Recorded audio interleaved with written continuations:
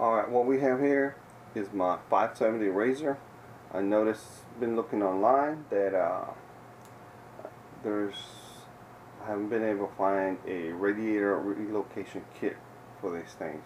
So I took it upon myself and made my own. I'm going to show you how I made mine. It's pretty simple actually. It just took a little bit of work, a lot of time to get it right, because I had to, put it on, take it off, put it on, take it off a couple of times, and then fix other stuff. But anyways, I'll show you. Obviously, you guys know the radiator is usually up front up here. I pulled it off, and it's no longer up there, so it's actually a big old open space down here. I left the hoses because it was just going to be too much trouble to remove them and go through there and take all that stuff. So what I did is left the hoses. Radiator is gone, as you can see, and here you will see that I just took some plugs and plugged the hoses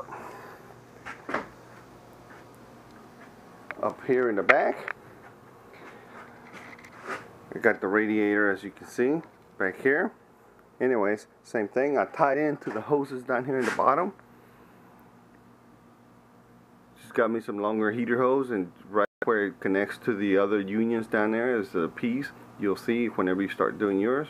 I just tied into there, brought it up, and drilled a hole, 1-inch hole right here, and brought the hoses up, tied into the back of the radiator here. Also, I used a different radiator. The radiator is not a Polaris radiator, as you can see, because I figured I was going to lose some coolant because of the removal of the no use of the lines. So I was going to lose about half a gallon of coolant.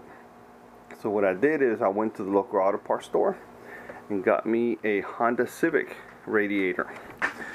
It gives me a little bit more surface area, a little bit thicker, and actually you can call it a higher performance radiator anyways.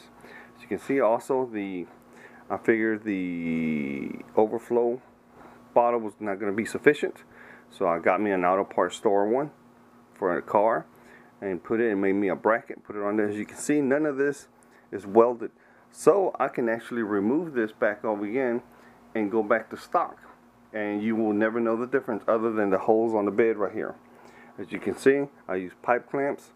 Everything has pipe clamps. I made me a little bracket right here, or what do you call it, a little shield, so whenever the sticks come over, it just rides right over. I used the stock radiator, which I found out was going to work just great. The only thing I did on the radiator is, as you can see, I brought in, I went to the front, tied into the plug, and brought the wire to the back. What I did is I cut the end of the plug right here. Instead, I put it on the end of this wire down at the front up there. So actually, once again, I can go back to stock and it'll be no problem. Also, as you can see, I got pipe clamps.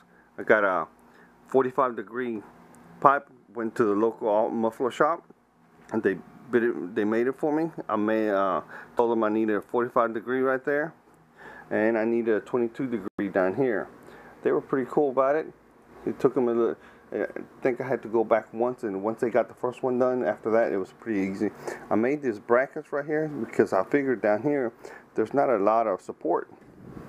So I use this, put more support. Works good. Same thing, as you can see right here, these little brackets went to the local junkyard, and the same car, Honda Civic, I took these little brackets off, I welded them down here at the bottom, and the radiator sits right in it. At the top, I didn't weld it at the top. It's screwed in, so I can remove the radiator. Pretty simple, huh? And it works like a champ. So there he goes. As you can see, use the stock radiator and it fits perfect in there.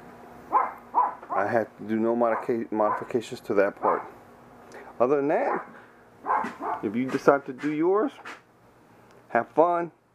I had a heck of a time. It was awesome. It was fun.